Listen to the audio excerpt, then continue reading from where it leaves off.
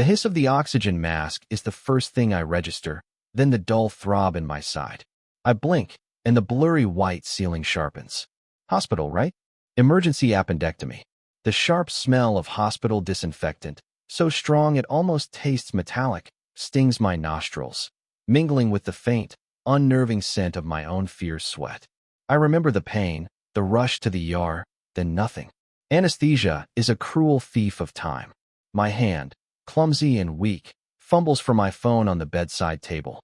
It's buzzing relentlessly, vibrating against the plastic like a trapped insect. Confused, I pick it up. Notifications flood the screen, dozens of them, mostly from Instagram and Facebook. Why would then I see it? Eleanor's face, smiling brightly from a thumbnail. The caption, though, the caption hits me harder than the pre-surgery pain. Sometimes you have to choose your own happiness, even if it means breaking your own heart. After 3 amazing years, Liam and I have decided to go our separate ways. Wishing him all the best. My breath catches. 3 years. She posted this now, while I'm in here.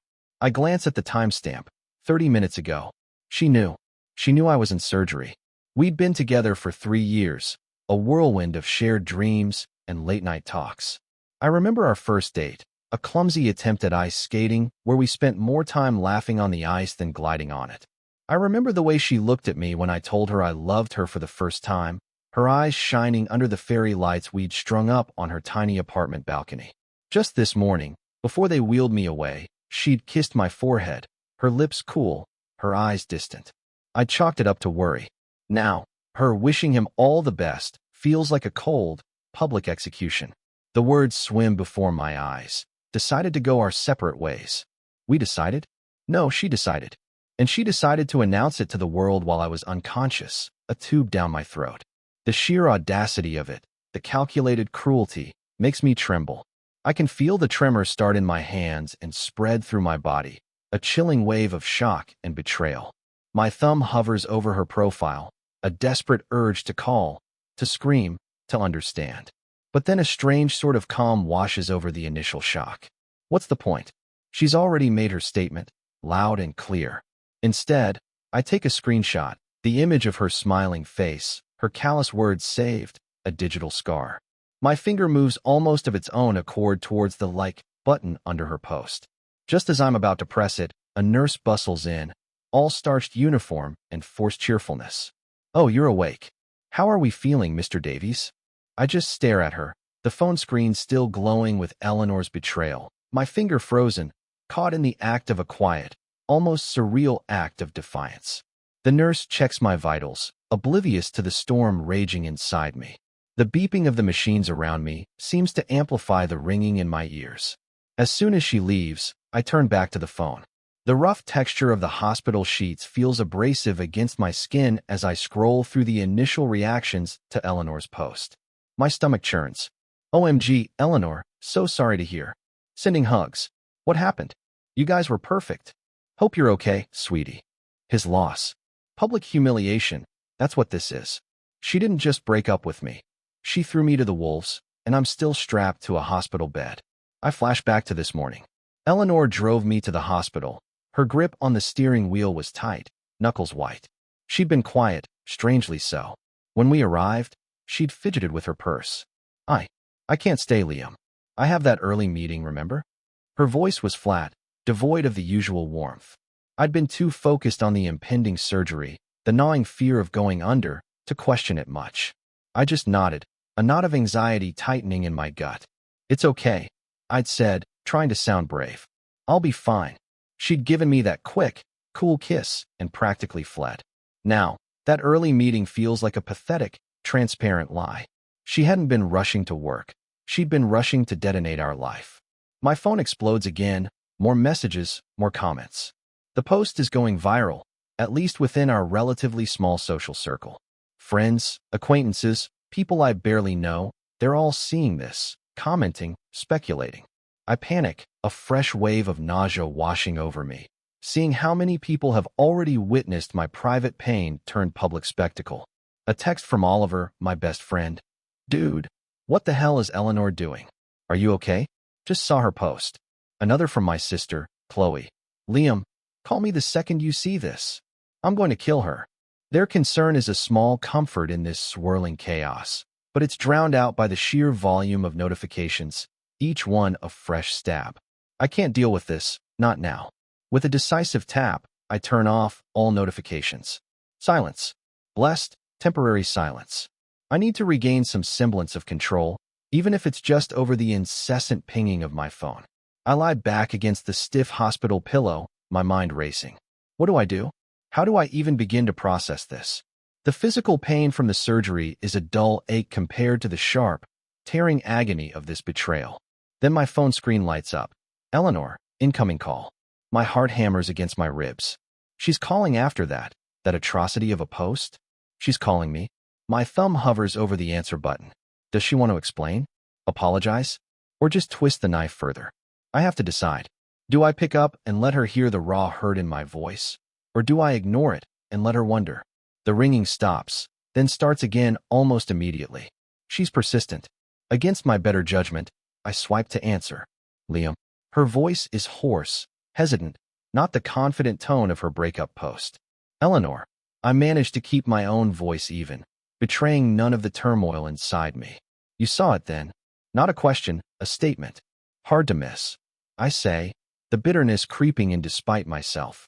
Front row seats to my own breakup while I'm in a hospital bed, no less. Classy, Eleanor. Real classy. I couldn't wait anymore, Liam. There's a defensive edge to her voice now.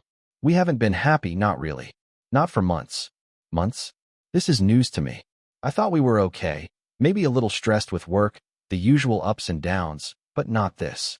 Not breakup-worthy unhappiness that she's apparently been nursing for months without a word to me. And you chose to tell me this, and the entire internet, while I'm having surgery. You couldn't have waited until I was, I don't know, conscious and not recently sliced open. I needed to rip the Band-Aid off, she says, the cliché falling flat and sounding utterly selfish. For me, I needed to move on. Rip the Band-Aid off. I almost laugh, a harsh, humorless sound. You took a goddamn machete to it, Eleanor, and you did it in the most public, humiliating way possible. My voice is rising now, the carefully constructed calm starting to crumble. I picture her tapping out that chirpy, devastating post, probably from the comfort of her sister's couch, while I was lying helpless. I knew you'd be angry, she says, her voice wavering slightly between guilt and defiance. But it's done now. I'm already at Isabella's. My stuff is packed. Already at her sister's? Her stuff packed? This wasn't a spur-of-the-moment decision fueled by unhappiness. This was a plan, a cold, calculated extraction. The sound of her voice, even with its slight tremor, breaking over the tinny phone speaker, feels like sandpaper on my raw nerves. So that's it. I ask, the fight draining out of me, replaced by a hollow ache. 3 years, and this is how it ends? A social media announcement and a phone call while I'm recovering from an operation. There were problems, Liam. Real problems, she insists. You were always working. We barely talked anymore. I felt ignored, invisible. I tried to process this. Was I? Maybe I had been working a lot. My new project was demanding, but I thought she understood. I thought we were solid enough to weather a busy period. Apparently, I was wrong. Delusional, even. She's listing my alleged failings, rewriting our history to fit her narrative, to justify this. Each word is a careful, deliberate chisel, chipping away at the foundation of what I thought we had. I stay quiet, letting her speak, a strange sense of detachment settling over me. It's like watching a car crash in slow motion, horrifying, but I can't look away. My anger is still there, a burning coal in my chest, but I don't raise my voice. Let her say her piece. Let her dig her own grave. I couldn't pretend anymore. She finishes, her voice dropping. A beat of silence hangs between us, thick and heavy. Then she, look, Liam, there's something else. Something I need to tell you. My blood runs cold. Something else? What could possibly be worse than this? What is it, Eleanor? I can't. Not like this. Her voice is barely a whisper now. I have to go. And just like that, she hangs up. The line goes dead, leaving me with a dial tone and a fresh wave of dread. Something else? She hangs up before revealing what it is, leaving me to spiral in a new pit of anxiety.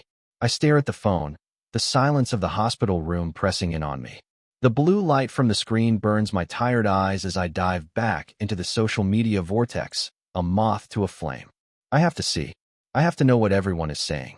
Each comment, each shared post is a tiny hammer blow against my already fractured composure. Wow, Eleanor, takes guts to be so honest. Good for you. Liam always seemed a bit distant, to be honest.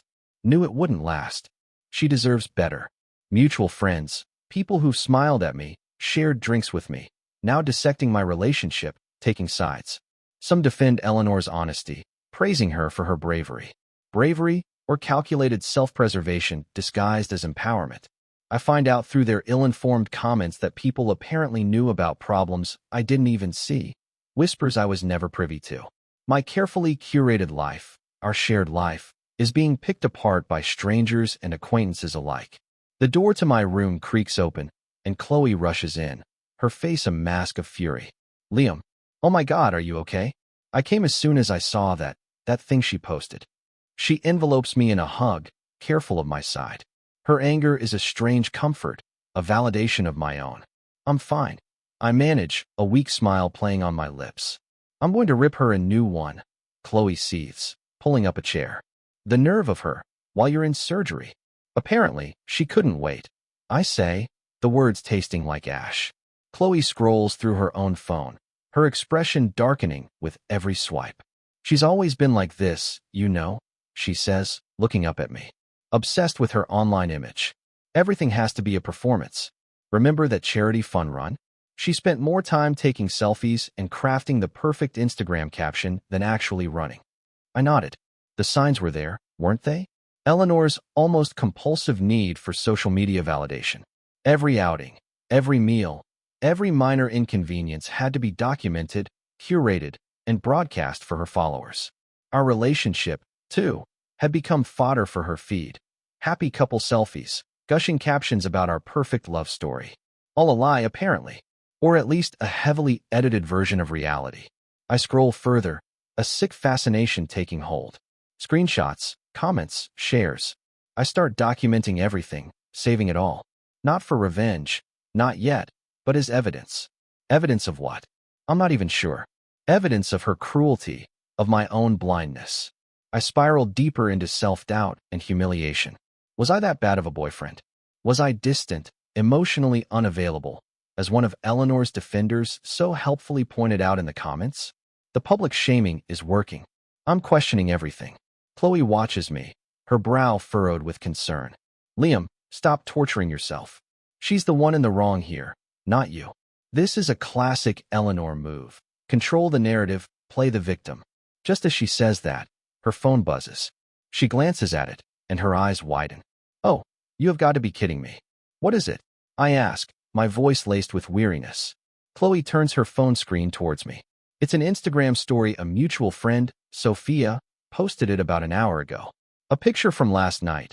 A dimly lit bar, a group of people laughing, and there in the center of the frame, unmistakably, is Eleanor. She's leaning in close to a guy, her head tilted, a wide smile on her face. A guy I vaguely recognize, Daniel, her co-worker, the one she'd always dismissed as just a friend from the office. My blood turns to ice. Last night, the night before my emergency surgery, while I was doubled over in pain waiting for a diagnosis, she was out laughing with another man. Chloe looks at me, her expression a mixture of pity and rage. I saw her out last night, Liam, with him. I didn't want to say anything, not before your surgery. I hoped it was nothing. The pieces slammed together in my mind, a sickening mosaic of deceit. She wasn't just unhappy. She wasn't just ripping off a Band-Aid. She was already moving on. This breakup, this public spectacle, it wasn't an impulsive act of a desperate woman. It was a premeditated strike designed to clear the way for her new whatever Daniel was. The taste of bitter hospital coffee, lukewarm and acidic, fills my mouth as reality sets in. I'd asked for a coffee earlier, hoping it would cut through the anesthesia fog. Now it just tastes like my life. My sister watches me, her eyes full of concern. Liam, I shake my head, trying to clear the red mist of rage that's building behind my eyes. I rage internally, a silent, screaming inferno, but on the outside, I maintain a veneer of composure. This isn't just about a breakup anymore. This is about a calculated, cruel deception. I need to see everything. I tell Chloe, my voice dangerously quiet. Every post, every comment, every picture. I need to know what she's been doing. Chloe hesitates for a moment, then nods. Okay, but we're doing this together. For the next hour, we trawl through social media. Eleanor's profiles, Daniel's profiles, mutual friends' feeds. We're like digital archaeologists, unearthing the buried remains of my relationship. Red flags I'd missed or ignored now wave frantically in my face. Her late nights at the office, her sudden insistence on girls' nights out, that in retrospect probably weren't just girls' nights, the casual mentions of Daniel, always strategically downplayed. Then Oliver calls, his face appearing on my phone screen via video. He's at home, looking just as furious as Chloe. Dude, I've been digging. This Daniel guy? Eleanor's been talking about him to a few people, making it sound like you were the problem, that she was looking for an out. My stomach clenches. She wasn't just deceiving me. She was actively smearing me to justify her actions. I need to talk to people. I say, a new resolve hardening within me. Our mutual friends. I need to know what they really think, what she's been telling them. I need the truth, unfiltered by Eleanor's manipulative lens. As I'm saying this, my phone buzzes with a new text message, an unknown number. Liam, it's Daniel. Daniel Smith. Eleanor's friend. Can we talk? I think you need to hear my side of this. My heart lurches. Daniel reaching out to me? What could he possibly want? Is he going to gloat? Threaten me? Or is this something else entirely? His message is not what I expected. Not at all. The antiseptic smell of the hospital, a scent I now associate with betrayal, seems to grow stronger as a cleaner mops the floor nearby. I look at Chloe, then at Oliver's face on the screen. Daniel just texted me. I say, my voice barely a whisper. He wants to talk. Daniel's message sits on my screen, a digital grenade. I hesitate for a moment, then, okay, call me. My phone rings almost instantly. I take a deep breath and answer, putting it on speaker so Chloe and Oliver can hear. Liam, thanks for taking my call. Daniel says, his voice is surprisingly nervous, nothing like the confident guy in Sophia's Instagram picture. What do you want, Daniel? I keep my tone neutral, a Herculean effort. Look, man, I had no idea, he blurts out. About you. About Eleanor being in a relationship. She told me she was single. Had been for months. Months? My mind reels. This isn't just a recent fling. This is a calculated, long-term deception. She said what? She told me she'd broken up with her ex. That's you. I guess, a long time ago. That it was a bad breakup and she was just starting to date again. We've been seeing each other for about 6 weeks. 6 weeks. The timeline is a punch to the gut. 6 weeks of her coming home to me, sleeping in our bed, while carrying on an entirely separate relationship with this guy. The sheer duplicity is staggering. I feel a strange mix of emotions. Fury, yes, but also a bizarre sense of vindication. It wasn't all in my head. I wasn't a bad boyfriend. I was a deceived one. She told me you were kind of controlling. Daniel continues, his voice hesitant. That you didn't like her going out with friends, that you were always checking up on her. That's why she was so secretive about us. Or so she said. She said she was scared of how you'd react if you found out she was dating again. My jaw tightens. Controlling? Me? Eleanor was the one who always needed to know where I was, who I was with. She was the one who'd scroll through my phone if I left it unattended. She's not just lying to him. She's painting me as the villain to justify her affair. Daniel, I say, my voice dangerously calm. That's a complete fabrication. Every word of it. Yeah, I'm starting to realize that, he says, and there's a weary resignation in his voice now. When I saw her post this morning, the one about you guys breaking up today, and then Sophia's post from last night, I started putting things together. She's been lying to me, Liam. Big time. He then does something I don't expect. He starts sending me screenshots. Text messages between him and Eleanor. Her telling him how much she enjoys his company. How he's a breath of fresh air after her toxic ex. Her complaining about me. Twisting innocent situations into examples of my supposed possessiveness. Her planning dates with him. All while she was supposedly committed to me. The evidence is damning. Eleanor hasn't just been living a double life. She's been meticulously constructing a false narrative to ensnare him. all while systematically dismantling our relationship behind my back. I feel a profound sense of liberation from the guilt and self-blame that had been gnawing at me. This isn't my fault. I'm not the one who failed. She did. She told me this morning that she was breaking up with you because she couldn't handle the guilt anymore, Daniel says. She made it sound like she was doing the noble thing. Noble? I scoff. There's nothing noble about what she's done. Chloe and Oliver are silent, listening to the whole exchange, their expressions shifting from anger to a kind of stunned disbelief. Look, Liam, Daniel says. I'm not trying to cause more trouble, but I thought you should know. She's not who I thought she was. And honestly, I'm starting to think she has a pattern of this. A pattern? The words hang in the air. What do you mean? I ask. Just something she's let slip. Vague comments about past relationships, how they always end badly, how guys always let her down. It always seemed like she was painting herself as the victim. Now I'm not so sure. The conversation with Daniel is a revelation. It's like he's handed me a key, unlocking a hidden room in Eleanor's personality, a room filled with manipulation and deceit.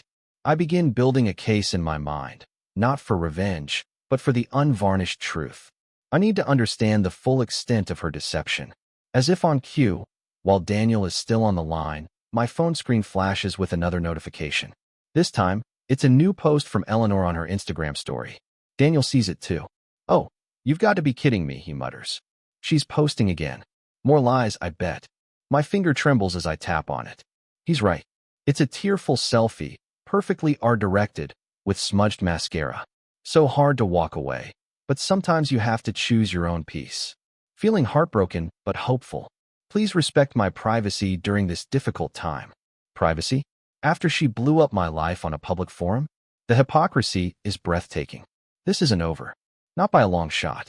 The next few days are a blur of physical recovery and emotional excavation. I'm discharged from the hospital and go straight to Chloe's place. The softness of her couch is a welcome relief after the hard hospital bed, but there's no real comfort to be found. Eleanor's new posts are a constant barrage. She's in full victim mode, painting herself as a heartbroken woman forced to make a difficult choice. She vaguely alludes to my emotional unavailability, my lack of support, my failure to see her worth. Each carefully crafted phrase is a dagger designed to garner sympathy and deflect blame. Oliver arrives at Chloe's with my laptop, his expression grim. She's on a rampage, man. You need to see this. Together, we delve deeper into Eleanor's social media history, her past posts, her interactions, her carefully cultivated online persona.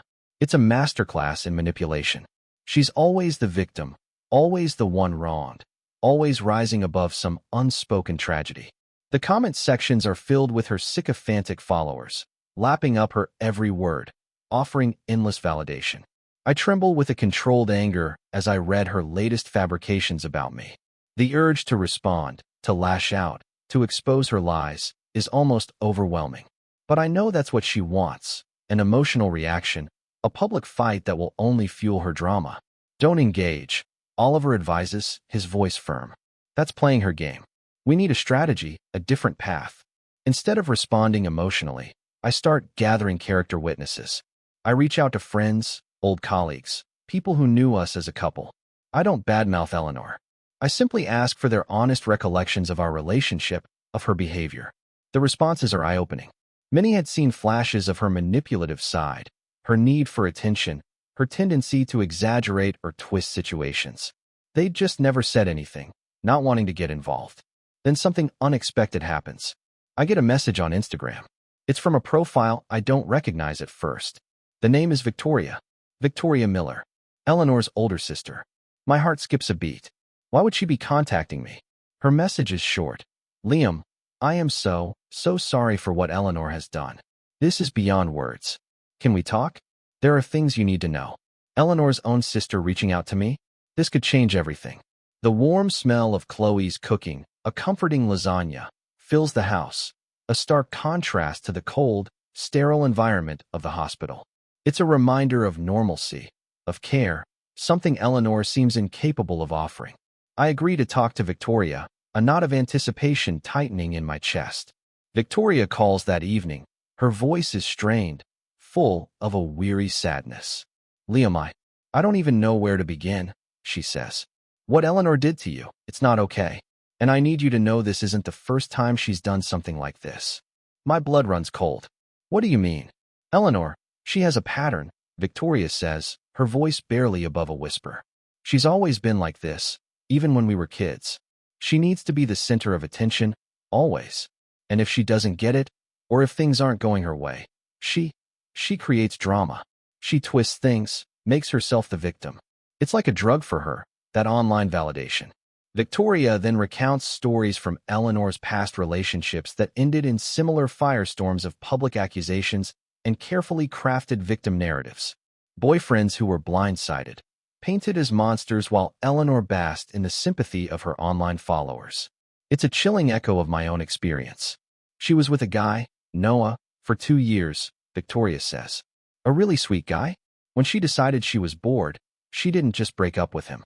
She accused him of cheating, posted all these vague, tearful statuses about betrayal, ruined his reputation among their mutual friends. Turns out she was the one who'd been seeing someone else. The parallels are uncanny. The emotional cheating, the public shaming, the victim narrative. It's like Eleanor has a playbook, and she's running the same tired moves on every guy she's with. Why didn't you ever say anything? I asked, a touch of accusation in my voice. Victoria sighs. We tried. Our parents, me. We've tried to get her help, therapy, but she refuses. She doesn't think she has a problem. She thinks everyone else is the problem. And if you challenge her, she cuts you off. She hasn't spoken to our parents in months because they called her out on her spending.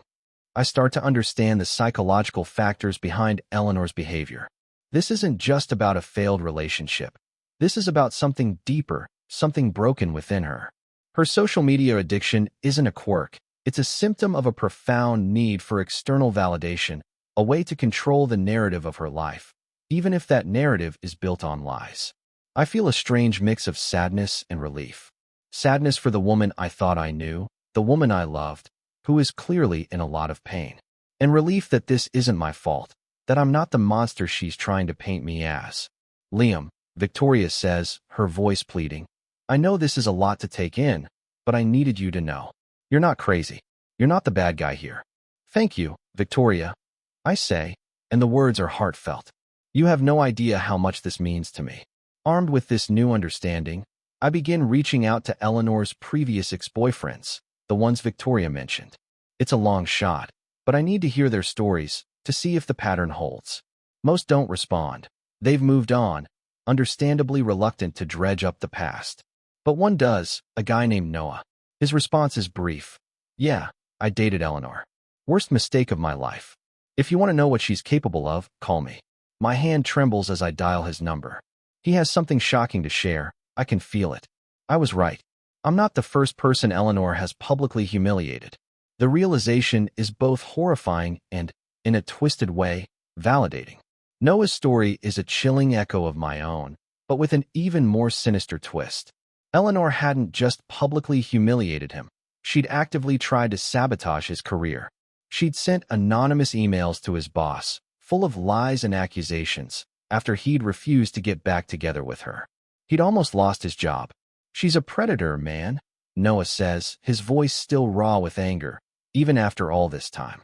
She finds good guys, sucks them dry, and then moves on to the next victim, leaving a trail of destruction in her wake. That online persona? It's all a carefully constructed lie. Hearing his story and Victoria's galvanizes me. I can't let Eleanor do this to anyone else. But a public takedown, a messy online fight, that's not my style. That's her style. I need a different approach. I spend the next few days crafting my response. Not a rebuttal, not an attack, but a simple, dignified statement. Chloe and Oliver help, offering suggestions, paraphrasing sentences, ensuring the tone is just right. Finally, it's ready. I take a deep breath and hit post. It's a picture of me taken by Chloe in her backyard. I'm smiling, a genuine if tired smile. The caption is short. The past week has been challenging, to say the least. Recovering from emergency surgery has been tough, but I'm so grateful for the incredible support of my friends and family. Sometimes life throws you unexpected curveballs. Important thing is how you choose to heal and move forward. Wishing everyone compassion and kindness. especially when you don't know the full story. Onwards and upwards. No mention of Eleanor, no accusations, just a subtle, powerful statement about timing, compassion, and the importance of knowing the full story. The post goes viral, but for all the right reasons. People admire the grace under pressure, the quiet dignity. Comments flood in, overwhelmingly supportive. Class act, Liam. Wishing you a speedy recovery. This is how you handle a difficult situation, with integrity. So much respect for you right now. Friends, acquaintances, even strangers, rally around me. Eleanor's carefully constructed victim narrative begins to crumble. Her attempts to contact me, calls, texts, DMs, become more frequent, more frantic. I don't respond. I block her number, her social media profiles. The satisfying click of the block button feels like a door slamming shut on that chapter of my life. There are consequences for Eleanor too. Her employer, a small marketing firm that prides itself on its ethical image, apparently saw the online drama. One of our mutual friends who works there tells Oliver that Eleanor was called into a meeting with HR. Her unprofessional behavior, her public airing of dirty laundry, it didn't sit well with them. I breathe freely for the first time in days. I like several of the supportive comments on my post, but I ignore anything that mentions Eleanor directly. This isn't about her anymore. This is about my healing, my future. Then, just as I'm starting to feel a sense of peace, my phone rings. It's Chloe. Liam, she says, her voice tight. You need to get over here. Eleanor's at my front door. My blood runs cold. Eleanor? Here? At Chloe's house. After everything, what could she possibly want now? The drive to Chloe's is a blur. My mind races. What will I say? What will she say? Part of me wants to turn the car around, to avoid this confrontation, but another part, a stronger part, knows I need to face her for closure, for myself. When I arrive, Chloe meets me at the door, her expression a mixture of anger and concern. She's on the porch, Chloe whispers. She looks a mess. I nod, take a deep breath, and step outside. Eleanor is indeed a mess. Her eyes are red-rimmed, her hair disheveled. The confident, defiant woman from the phone call, the perfectly curated victim from social media, is gone. In her place is someone who looks lost, desperate. Liam, she says, her voice cracking. Can we talk? I nod, gesturing towards the porch swing.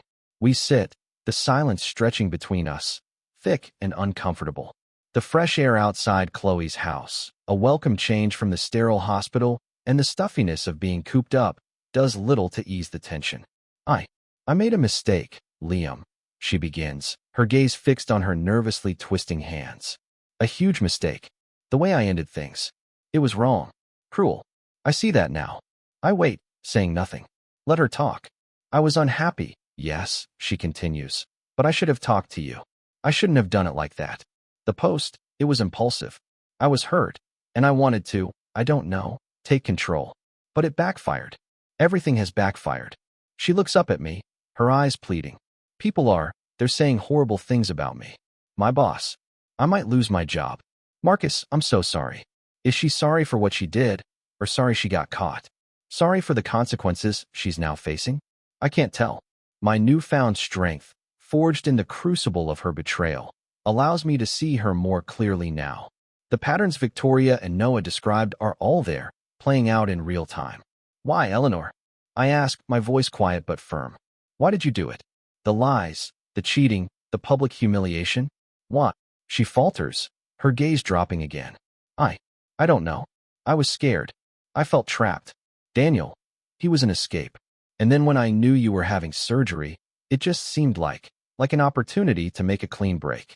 I know how that sounds. It sounds monstrous, Eleanor.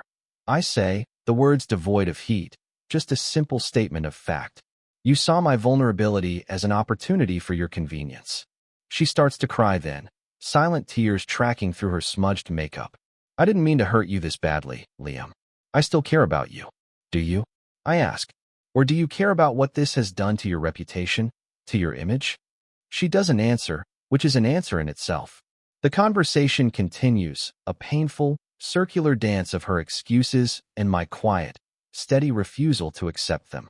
She blames her unhappiness, her insecurities, her fear of confrontation. She blames me, subtly at first, then more overtly, for not being attentive enough, for not seeing how much she was struggling. But the words have no power over me anymore. I see through the manipulation, the attempts to deflect responsibility. I stand firm in my newfound strength. I've grown more in the past few days, learned more about myself and about human nature than I have in years. This pain, this betrayal, it's been a harsh teacher, but a thorough one. Finally, I give her the chance she's been fishing for, though not in the way she expects. Is there anything else you want to say, Eleanor? Anything you haven't already broadcast to the world? She looks at me, a flicker of hope in her eyes. I want us to try again, Liam. I know I messed up, but we were good together. We can be good again. I can change. I will change. This is her last attempt at manipulation, her final, desperate play, and it fails miserably. I shake my head, a small, sad smile on my lips. No, Eleanor, we can't. You showed me who you are, and I believe you. The hope in her eyes dies, replaced by a dawning understanding. This is it. There are no more chances. The conversation ends, not with a bang, but with a quiet, definitive full stop. Closure, not reconciliation. As she finally stands to leave, her shoulders slumped in defeat, I offer her one last thing. Eleanor, I say, and she turns, her expression wary. I forgive you. The words surprise even me, but they're true.